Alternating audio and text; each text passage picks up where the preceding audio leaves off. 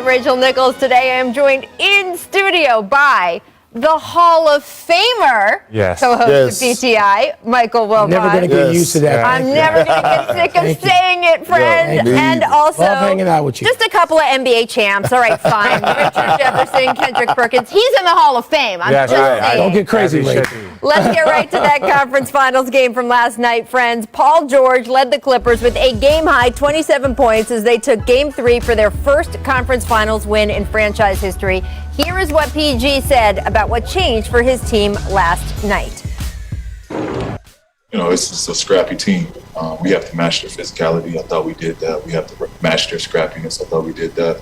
We can't allow this team to play harder than us. I thought that was just the way we approached tonight. It's just great. We got so many guys that want this.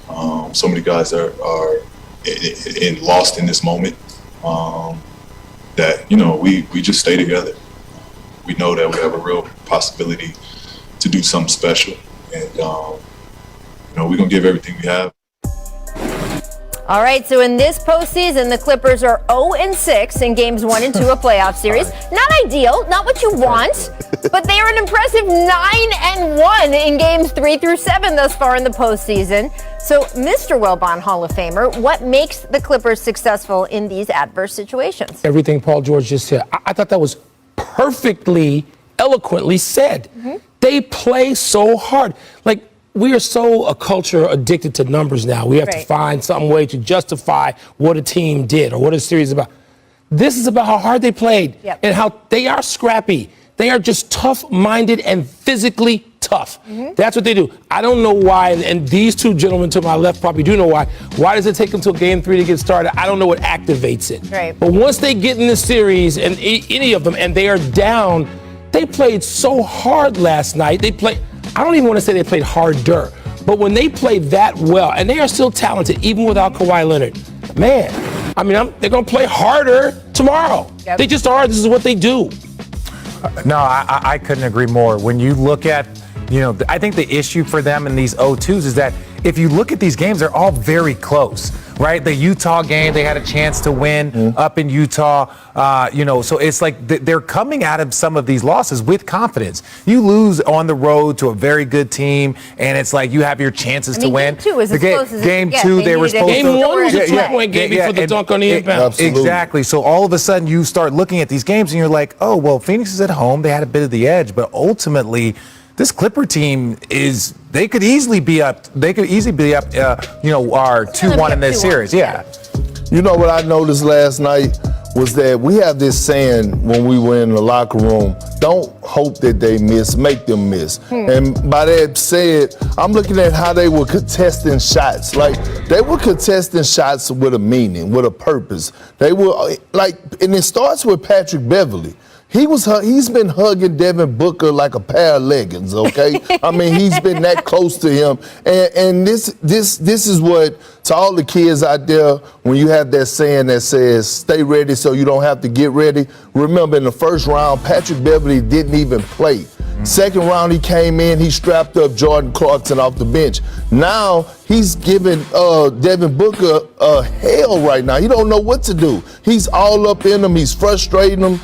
And I'm frustrated watching it. He's annoying me.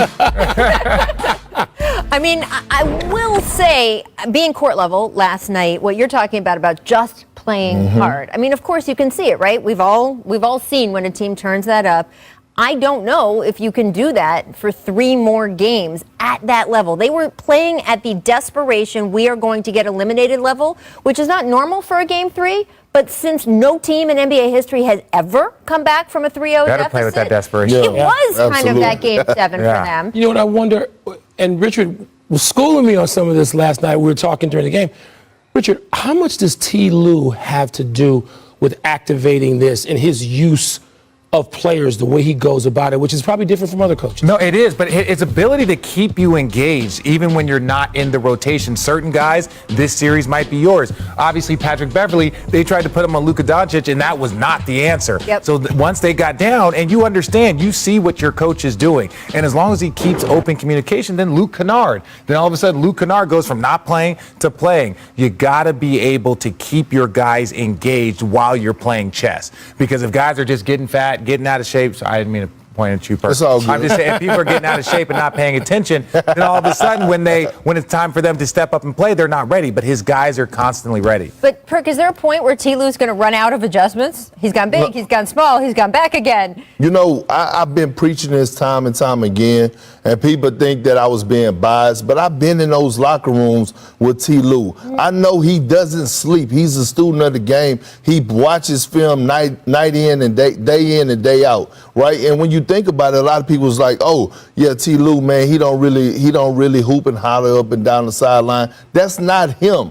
But if he gets you in that film room, he's going to address you. It don't matter who it is. I didn't see him get on RJ a few times, and rightfully so. I mean, we get on RJ, so that's not. That's not what makes him a great coach. But he is a basketball savant when it comes to that sort of thing. I don't feel like I'm overblowing that. I have seen him on the back of a napkin do what it would take several coaches a long time to see an opening for. It comes to him, and he told me a few days ago. Once he realized it was with your Boston team, he said that a couple times Doc would lean back and say, what should we do here? And that he found himself having that answer earlier, quicker, and more precisely than he thought he would. And that from then on, he developed the confidence to know this is a thing I am better at than almost anyone else. And there are parts of coaching that other people will be better at, and he will tell you that himself. But this thing, this part of being an NBA coach, he is one of the best at, and it is showing in these games. We will have to see as the competition keeps ratcheting up if it can be enough to make the difference, because the Suns, that competition is high. They had a 9-game winning streak going into last night's game. That was, of course, snapped with that loss. Chris Paul, Devin Booker combining to go 10 for 40 from the field. CP3 had been away from the team, right, in those health and safety protocols for 11 days, so we expected him to not quite have his wind and all of that, and you saw that during the game. Book wearing a mask to protect that broken nose he suffered in Game 2. He broke the nose in 3 places, people. This was him talking about it after the game. Take a listen. That was probably the worst part. It was a procedure that they usually say put you under for, but we had a flight out a couple hours later, so they just numbed it up all over the place. It felt like eight shots to numb it up, and then they go in there and put it back. they break it again. They break it back in place. So the nose feels fine. So we lost the game. So there's a lot of things to point to there, right? But Perk, for you, what was the biggest reason the Suns were not fully themselves in that game? Well, they were uncomfortable. They were playing on their heels all night long. And that's credit to the Clippers, but I think you got to give a lot of credit to Zubac. He was the best big on the floor last night. He outplayed Ayton on both ends of the floor. I thought he did a great job of diving to the basket.